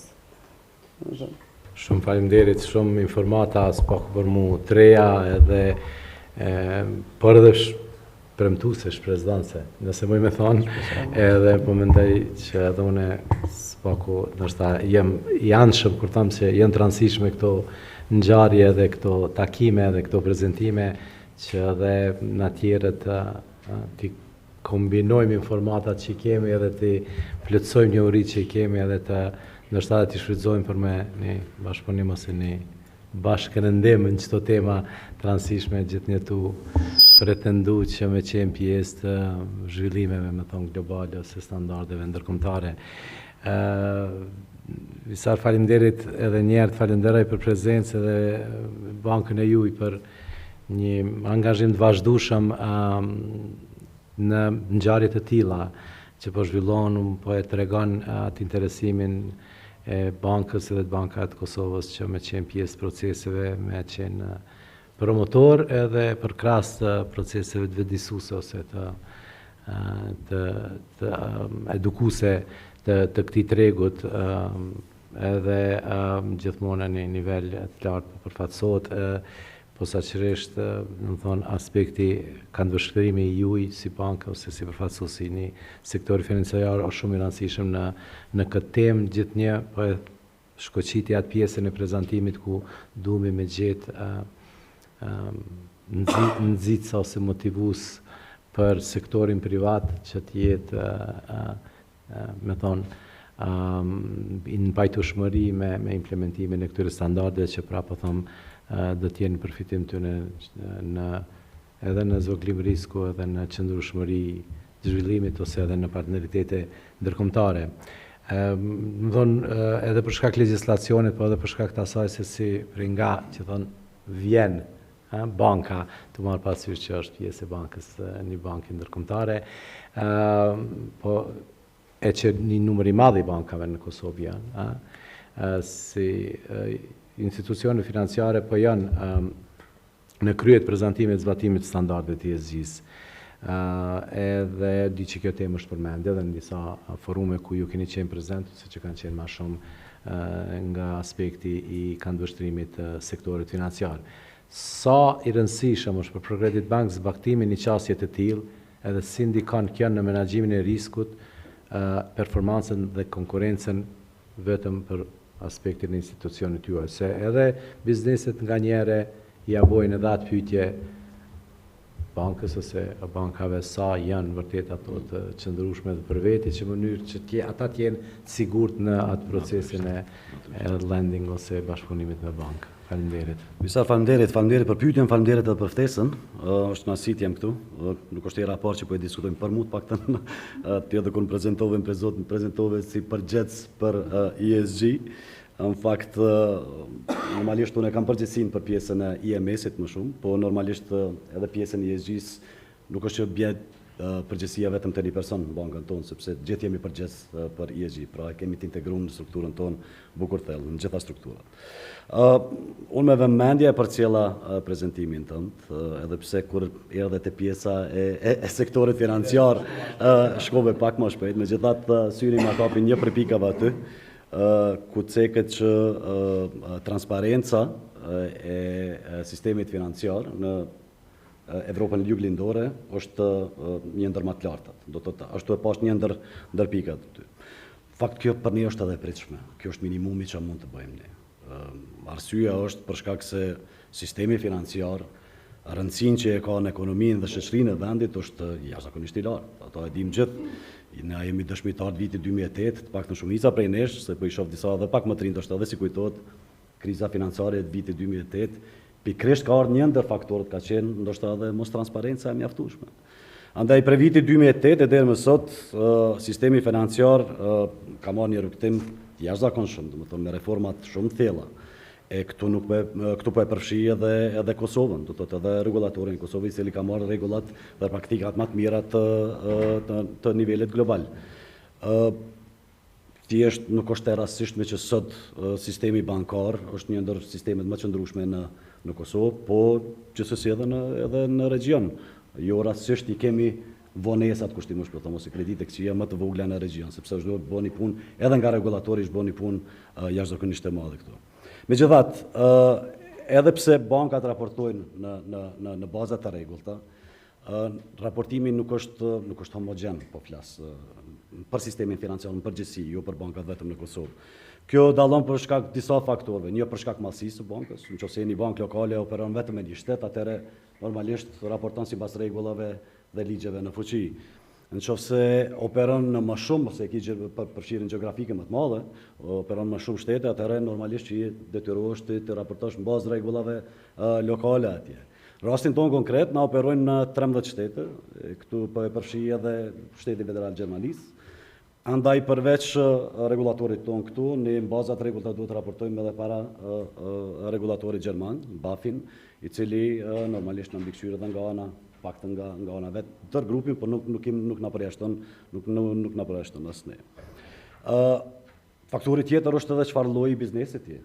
Ne jemi për shembull, po tentoj ta ilustroj nëpërmjet praktikës tonë, jemi të listuar në bursën gjermane, në Frankfurt konkretisht. Andaj të gjithë aksionarët ekzistues, mirë po ata potencial, investitor potencial, duhet të kenë qasjen në informata në nivelin e njëjtë. Andaj niveli i transparencës duhet të jetë edhe raportimi duhet të jetë edhe më i lartë. Por të siguruar gjitha këto, po besoj që ka edhe auditive shtesë, ose më mirë të them rating agencies ose kompanitë të ratingut, që konkretisht nëse i referohen bankës për kredit, që tash sa vite me radhë fakt ratingun e marrim ose auditimin ose dhe analizën e bën Fitch, kompania Fitch, i cila ka renome botërore, është një ndër më të madh në botë, ku gradën cilën fakt e ka jap Procredit Holdingut ose gjithë grupit BBB ose BBB. Kjo në terma praktik ajo do të thotë është një institucion stabil, edhe normalisht është atraktiv për investitorët potencial. Këto janë ato që janë të patjetër, do të thotë varësisht se çfarë lloji biznesit dhe ku operon. Megjithatë, e përmendë edhe më herët se disa prej bankave shkojnë edhe përtej regulatorit. Na si bank e kemi synimin bagi ambicioz, misionin bagi ambicioz. Misioni janë thotë që dëshirojmë ta zhvillojmë zhvillim ekonomik të qëndrueshëm në ato vende ku operojmë. Edhe jo rastisht po them të qëndrueshëm, sepse çdo zhvillim ekonomik i cili bëhet në dëm ose mbi kurrizin e dëmtimit të ambientit ose shoqërisë mund të jetë gjithçka përveç se zhvillimi i qëndrueshëm. Andaj për me qenë besnik ndaj këtij misioni, që prapë them është bukur ambicioz, na kemi përgjegjësi pranë aksionarëve që në fakt kanë ardhur me atë mision dhe me atë vizion, përgjegjësi ndaj regulatorit, përgjegjësi ndaj investitorëve potencial, por më rëndësishme ndaj kolegëve, ndaj stafit tonë dhe klientëve tonë. Kështu që duhet ta monitorojmë në baza të rregullta. Dhe si rezultati i kësaj na raportojmë shtesë në baza vullnetare, kushtimisht po them, edhe në organizata të ndryshme. Do të thotë për me tregu atë pjesën e sustainability se sa kemi arritur. Do të thotë një ndër ta është edhe Global Reporting Initiative, do të thonë GRI, është një organizat ku bizneset anë mban botës raportojnë në baza vullnetare, i qesin objektivat e tyre edhe raportojnë në baza të rregullta se sa i kanë arritur ato rezultate. Ne që tash 3 vite, 4 vite bën që raportojmë këtë, në fakt është publik, mund ta ndajmë edhe linkun sepse është publik në webfaqen e Holdingut. Është një raport dikun 100 faqe, është voluminoz, ku jep normalisht tregon për sistemin tonë të integruar, tregon për rezultatet, tregon për objektivat dhe sa i kemi arritur ato, në fakt. Po i shkpus vetëm disa elemente. Na prej vitit 2018 deri më sot si veprimet tona për brenda bankës kemi arritur me ul CO2 emissions ose emitimet e gazrave serë për 56%. Do që është një punë jashtëzakonshme. Edhe aty tregojmë se si e kemi arritur. Thjesht për me multiplikuat që e përmendë edhe më herët. Portfolio jon green në nivel grupit ka arritur dikon te 1.2 miliard euro, që i bën 19% e total portfolios. Vetveti nuk është ku me ditë sa do me thonë se nëse se kuantifikojmë se në terma praktik çka do me thonë. Në fakt nëse e kuantifikojmë, gjë që edhe kemi bë, për me raportu në GRI, do të thotë sipas standardeve tyne, i bie dikun që për 325.000 kiloton CO2 emissions janë evitu prej klientave tonë, konkretisht prej kësaj portfolios green. E natyrisht edhe një prej objektivave tona është që deri në vitin 2023 si institucion të bëhemi carbon neutral. Këtu mundën e me namajt për fjale, sepse raportin e arshëm kur del, po besoj që duhet na me përgjithësinë më të lartë me dalë dhe me tregua kemi arrit, edhe nëse jo pse se kemi arrit, po jam bukur i bindur se do ta arrisim ato, sepse masa që veç i kemi marrë nuk janë larg për me arrit ato. Përveç këtij raporti që bëhet baza vullnetare, që në vitin e kaluar jemi antarësuar edhe në PICAF, i cili është një partneritet institucionave financiare në nivel global. ku gjitha ato institucione financiare që e promovojnë sustainability, do të raportojnë prapë në baza vullnetare, po këtu jo vetëm portfolion green, sepse kjo është vetëm njëna anë e medaljes. Aty raportohet edhe pjesa tjetër, ose e brown portfolio, si quhet, se sa klientat tonë, fakt financimet tona, sa ata klienta emitojnë CO2 në atmosferë. Normalisht kjo nuk është 100% sakt, këto vlen të theksohet, sepse nuk kemi na as në Kosovë sistem të tillë, megjithatë është ndame për sektor, për kompani, edhe e jep një estimation se sa mund të jetë ajo. Kjo dikun është parafërsisht prap për hir të korrekcisë dhe transparencës, është dikun portfolio në nivel grupit emiton dikun prej 645.000 kiloton CO2. Kjo na jep pak një fokus më të veçantë se ku mu fokusu dhe çfarë praktika duhet me ata klient për me i përmirësu. Këto e raportoj vullnetare, po prap, edhe pse janë vullnetare, duhet auditohen. Ne kemi, para po thëmë që 3 vite me radhë, e kemi edhe auditorin i cili ka ekspertizën tek ESG, është konkretisht Edison ESG, me bazë në Londër, që sa vite na auditojnë, na analizojnë dhe raportojnë, në fakt, dhe ata dhe ta japin edhe ata një rating, dhe të krahasojnë me peers, me bankat konkurruse ku na operojnë. Prap, raporti është publik, mund të keni qasjen të dhe pozicionimin që na qesin ata jemi bukur lartë konkurencës. Andaj për me u përgjigjë në pyetjen tënde, çka përfitoni prej kësaj, kjo është normalisht e ka një kosto, sepse kërkon ekspertizë, kërkon resurse, kërkon kohë, besa kërkon shpesh herë edhe hjekim dorë për disa investimeve, do të thotë prej një pjesë bukur të mirë të profitit. Mirë po besojmë që na fat gjatë, kjo na pozicion shumë mirë, sepse e përmenda kredibilitetin edhe përmenda përgjegjësinë që kemi ndaj gjitha aktorëve ose stakeholders të bankës, kështu që na ofron qëndrueshmëri. Në princip ose në bazë, në thelb është kjo që na afat gjatë. Nuk jemi të interesuar për afat shkurte, maksimizimin e profitit në afat të shkurtë, po kërkojmë qëndrueshmëri, do thotë afat gjatë. Shumë faleminderit, disa shumë me shumë informacione edhe të reja dhe të rëndësishme, unë prapë po e potencial vlerën e asaj që kjo konferencë po incisohet, kështu që mundet mu rishiku, ridëgju, shpërnda dhe mendoj që aty është një vlerë e rëndësishme e kësaj çka sot kemi pas rast me prezentuar dhe me ndëgju. I believe, Boris, are you still bearing with us? Boris, can you hear us? Boris, can you hear us?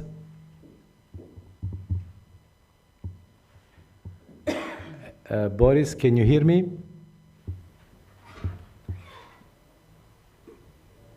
A mundesh me këshiqu me qeta diçka?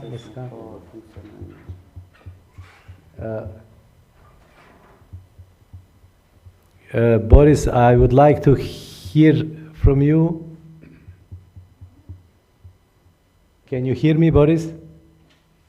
Visar, as I understand, you are talking to me, but unfortunately I cannot hear you. Now I can hear you. Can you hear me now? Translation, translation. Okay, now, now can you hear me? Yes, I can hear you. Okay, so I think we have a time for another round of short questions. Let's say 5 minutes or less for each.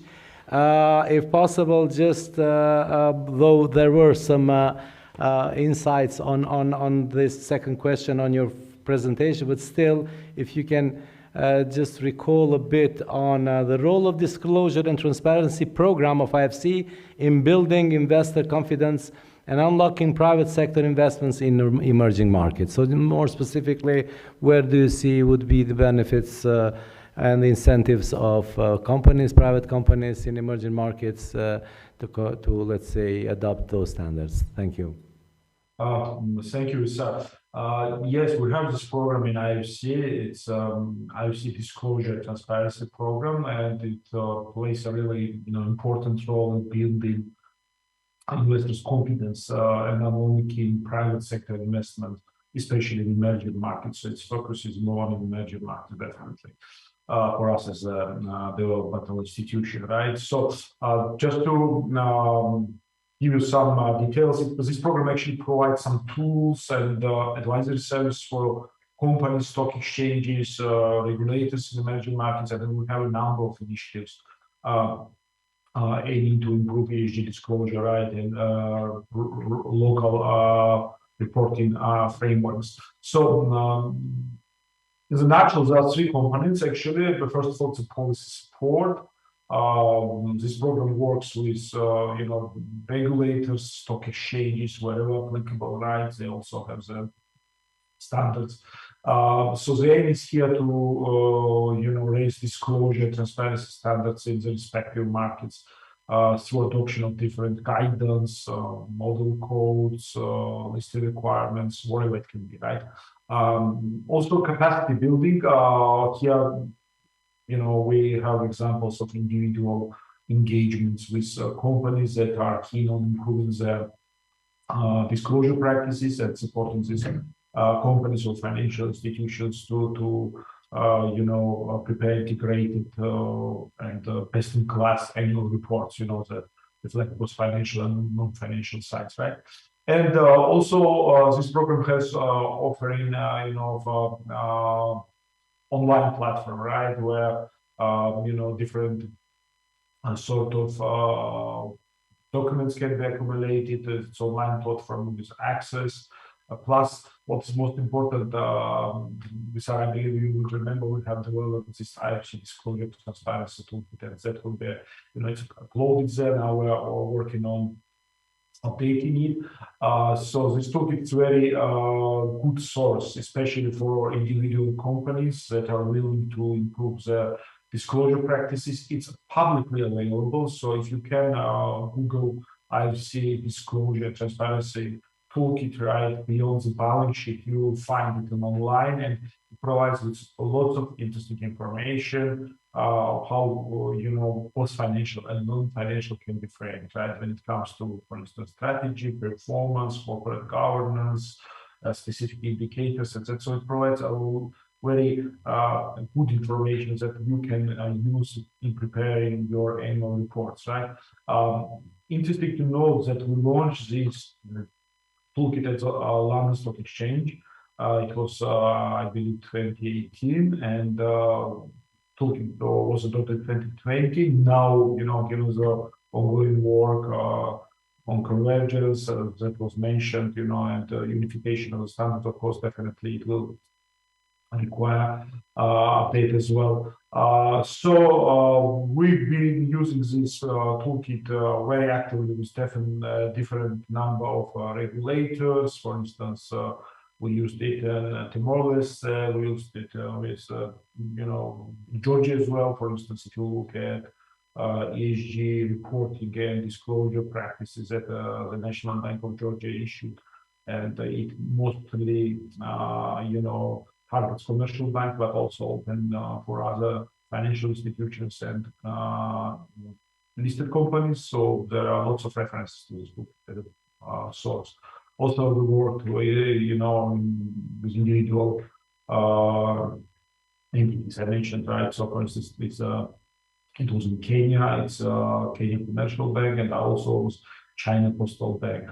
So we provide individual trainings, TOTs based on this toolkit, and so this is a program. Of course, it's a DC-based team, Washington, our headquarters, but they are collaborating very extensively with IFC local advisory teams in the region. For in our case, it's our team, ESG integrated programs that is financed, as I mentioned, and supported by the Swiss Secretary for Economic Affairs, SECO. And we work across the region.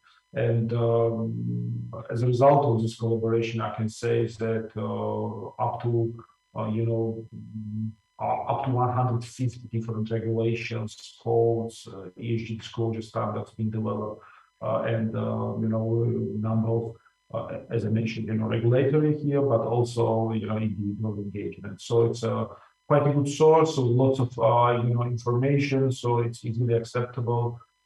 Please have a look, and I believe you will find many useful information for your preparing your annual report and non-financial information, especially. Thank you, sir.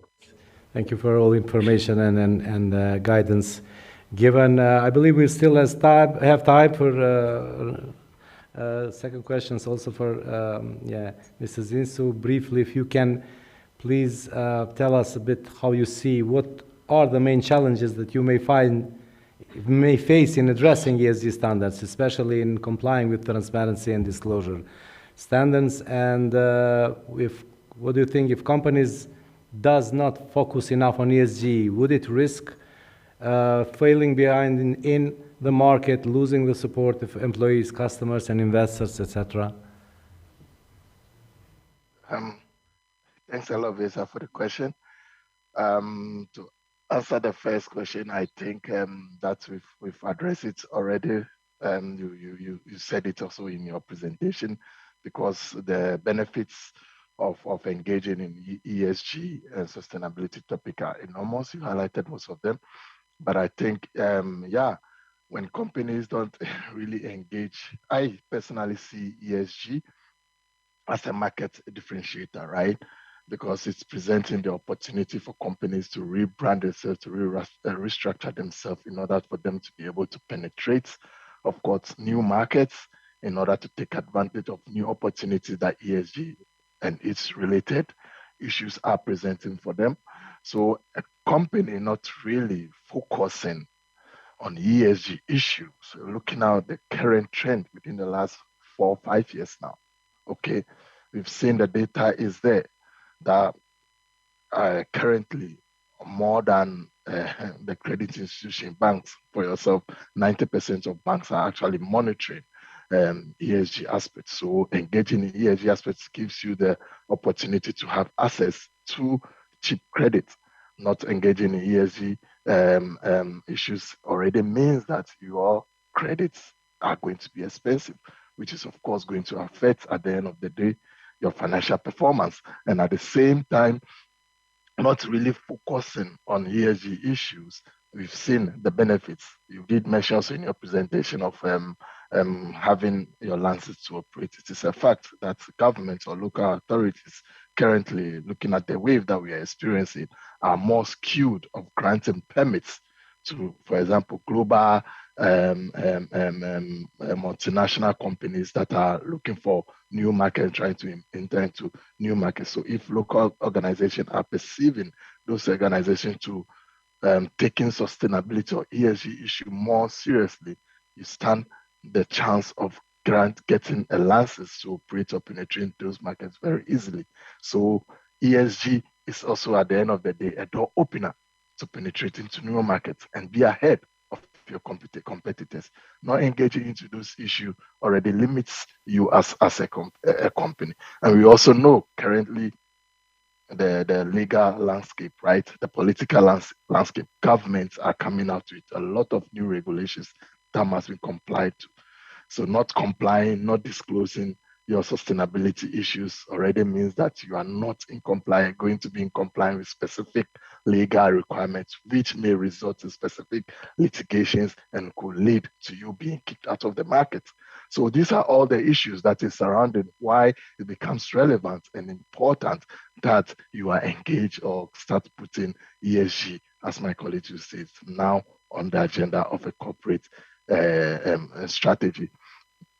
Going forward, you're talking about, you said, for example, if I remember very, very well, what could also be the challenges that one may face when engaging into ESG activities. And I think we did talk about that also a lot right now.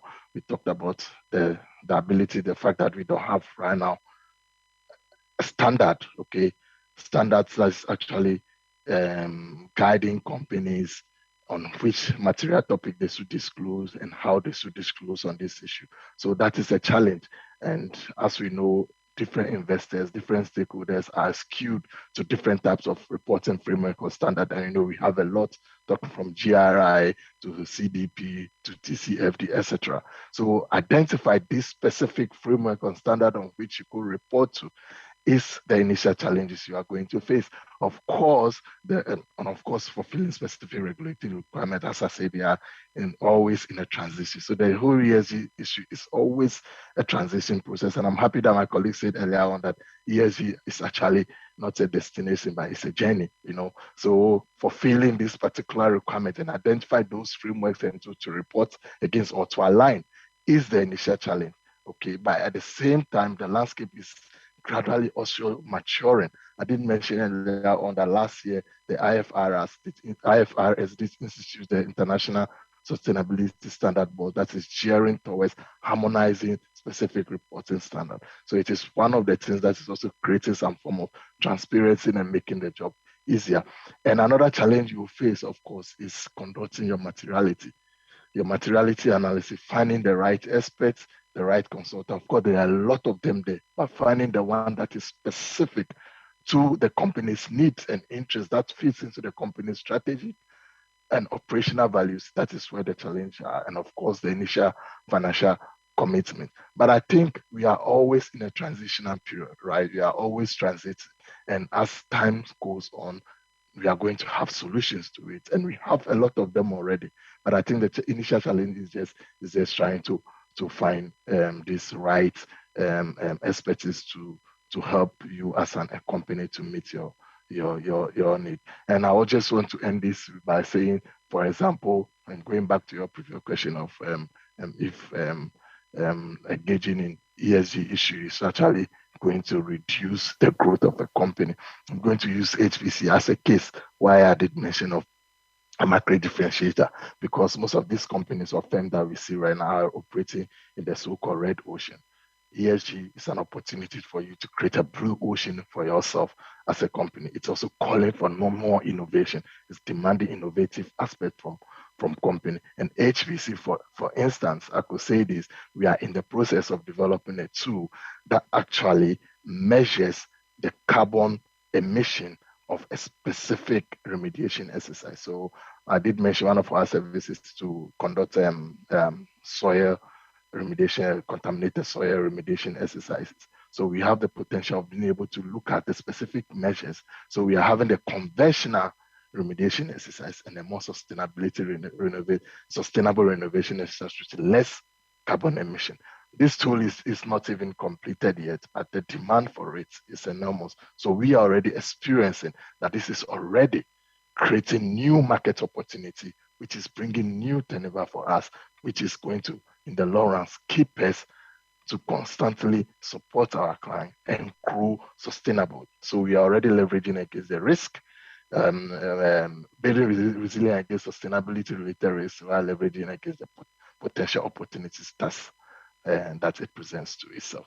So it's really, really worth it. And I think what most firms or companies really ask themselves is, how are we going to be sustainable? But the question should rather be, what can we do with what we have today in order to be sustainable? I'm talking about having short-term measures in order to fulfill your long-term ESG goals. Thank you very much, Mr. Zinsu. I think we have still a bit time left before the lunch. Adriana, dhe Visar dhe nga një pyetje të shkurt, nëse mundemi me përmbledh. Unë duket edhe është e shkurtë dhe konkrete mbas përvojave, mbas krejt asaj edhe çka përfaqësoni edhe kontaktet që keni edhe me antarësinë, me antarët edhe gjatë trajnimeve, a e shihni mundësinë apo interesin e tregut për të ecë drejt standardeve kombëtare të raportimit sipas rekomandimeve standardeve të ESG-s? Kombëtare. Na s'kemi standarde kombëtare as për kontabilitet e auditim, kështu që na besoj që do ta presim kur del standardi ndërkombëtar edhe do ta adoptojmë. E thash në fillim që na kemi pas sfida edhe për implementimin e IFRS-ve dhe standardeve tjera, kështu që besoj që do ta kemi edhe më sfiduese, domethënë implementimin e standardeve për environmental and social. Mirë po, ajo që unë e shoh, do thotë, është intensifikimi i këtyne iniciativave që është duke ndodhur sot, po me fokus të veçantë, domethënë vetëm në ESK, edhe si munden ato të implementohen në Kosovë. Unë fatmirësisht e ndëgjova prezentimin e prokreditit edhe kam bo, do thot keni hecë për para, do më tonë është edhe vullneti i bizneseve, na këtu jemi para bizneseve, e dina që ka me qenë një sfit, mirë po na nevojitën biznese që t'i shtim për para, do thot të gjitha këto sfida edhe sa ma shpejt filloj me një kërkes edhe me një implementim të Biznesi kambian, ose biznesi ambasador. Gjithmonë është biznesi ambasador. Faleminderit shumë Ardiana, nështë angjajshëm një pyetje edhe për bankën për fund. A planifikoni si bankë përfshinin kërkesat e politikave të huadhënjes, standardet e raportimit i ESG-s për qoftë edhe nëse janë vullnetare me pas fan nxitje, a ka ndonjë nxitje ose incentiv që mund të listoni nëse ndonjë kompani përputhet me standardin e raportimit të avancuar qoftë edhe ESG kur kërkon huadhënje nga banka juaj? Nëse pyetja është, a ka ndonjë listë që japim klientëve për dokumentacion, atëherë normalisht që nuk e bëjmë sepse ka edhe mungesë, u diskutua edhe më herët edhe në nivel kombëtar. Ne marrim një rrugë tjetër që është pak më e gjatë, në fakt me dialog me gjithë klientët tonë edhe për mi diskutuar rëndësinë e kësaj. Do të thotë nuk është më coming soon kjo, po tash kjo është e tanishme tash. Do të thotë a ka progres? Definitivisht që ka progres. A ka mënyrë strukturuar me raportimet e tilla? Nuk ka, prej bizneseve gjatë gjithë kohës është fjala në Kosovë. Edhe pse po them ende ka progres. Nëse i referohem vetëm pjesës qeverisjes korporative, do të thotë transparencës së shpalosjes informatave, kjo është baza. Do të thonë as llogari nuk mundesh me hap, nëse si shpalos informatat edhe nëse si e transparent. E lemo për me u financu prej bankës. Andaj vetvetiu incentiva për me u financu do të jesh transparent. Megjithatë edhe ajo pra po them nuk është homogjene, sepse dikush ka raporte më detajzume, dikush ka raporte më pak detajzume, dikush ka raporte detajzume, po nuk përkon me realitetin. Do të thotë ne këto i këshyrim jashtëzakonisht shumë. Nëse ka raportet auditume, janë kredibile dhe përkojnë me realitetin pasi që shkojmë na e bëjmë analizën, atëherë ato raste trajtohen si raste standarde dhe kanë lehtësime ose incentiva në kërkesat për kolateral ose edhe në normat e interesit. Po kjo është vetëm njëna pjesë, do të thotë edhe pse është formal ose është biznesi formalizuar, ka raporte auditimit, është kredibil, gjithë ato është edhe ana tjetër e planit investiv, se çfarë impakti ka ai plan investiv në ambient ose në shoqëri. Do të këto duhet me shku hand in hand, që thonë. Do të duhet gjitha këto kritere për me plotësu për mi marrë disa incentiva. Në gjatë gjithë kohës kemi përdor fondet tona vetanake, po kohëve kemi marrë edhe fonde për bankave zhvillimore, pikërisht për shkak se kemi ESG-n të implementuar më mirë. Normalisht ato bëhet një due diligence dhe vlerësohet sepse aja vlen për me vazhdu me ne apo jo. Andaj po i përmend disa prej fondeve, do të thotë kemi fondin e rritjes së konkurrshmërisë me EBRD-n, e cila ka komponentën e grantit 15%, ne kemi dedikuar kryesisht për investime në panele solare, do të thotë impakti pozitiv në shoqëri, duke marrë parasysh edhe situatën me energji sot, edhe duke marrë parasysh edhe emitimin e gazrave serë prej thëngjillit. Do të thotë këta kemi si incentiv shtesë, ku norma mesatare efektive në fakt i bie diku te 2.5%, 2.5% normë interesit në ditën e sotit është jashtëzakonisht konkurruese. Kemi nënshkruar fondin Grow me fondin garantues kreditor, do të thotë Kosovës, ku edhe ajo gjithë ato investime të cilat kanë për qëllim rritjen e eficiencës, kursimit të energjisë apo investimin në energji të ripërtrishme garantojnë në mungesë të kolateralit. Kemi edhe programin me IFC, në fakt që kemi bërë në mungesë të certifikatave të performancës, auditimi i cili bëhet nga Dixhitale, i cila është një kompani greke në bashkëpunim me IFC-n dhe me ne, do të thotë nëse janë ndërtuesi objekteve të larta, auditohesh nëse i plotson kriteret, e merr certifikatën EDGE, certifikatën e performancës, atëherë edhe aty ka lehtësime në normë të interesit. Ne në fakt jemi të gatshëm edhe me subvencionuar edhe një pjesë të auditimit vetëm për me vazhduar dhe me nxit investime të tilla. Për me përmbledh, a ka sens për me shku ka ESG apo jo? Do të thotë Bashkia Evropiane si rezultat i marrëveshjes Parisit, nëpërmjet rregullorës të saj, EU taxonomy, e cila është veç e implementuar dhe do të thotë ajo do ta ketë efektin e vet edhe tek ne. I ka zotuar dikon mbi 1.2 trilion euro për Bashkinë Evropiane. Këtu përfshihet edhe Kosova, në fakt. Për financimet në energy efficiency apo në renewable energy, që deri në vitin 2050 e gjithë Evropa tenton të arrijë neutralitetin e karbonit. E këto fonde kanë mu plasu nëpërmjet bankave, të cilat kanë ESG të integruar, mirë po edhe përfitues final duhet paktën të kemë plane të cilat janë në linjë me EU taxonomy, kështu që definitivisht ja vlen me shku.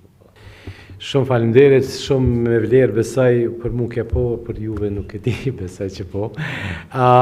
Unë për çdo pak minuta të mbetur na ju kisha lut, nëse ka ndonjë pyetje për panelistët që nuk I kemi prezent, që janë virtual, për Borisin edhe Emanuelin, mundeni me shfrytëzu rastin për pyetjet për panelistët tjerë dhe për ne e shfrytëzojmë kohën që e kemi gjatë drekës edhe rjetëzimit.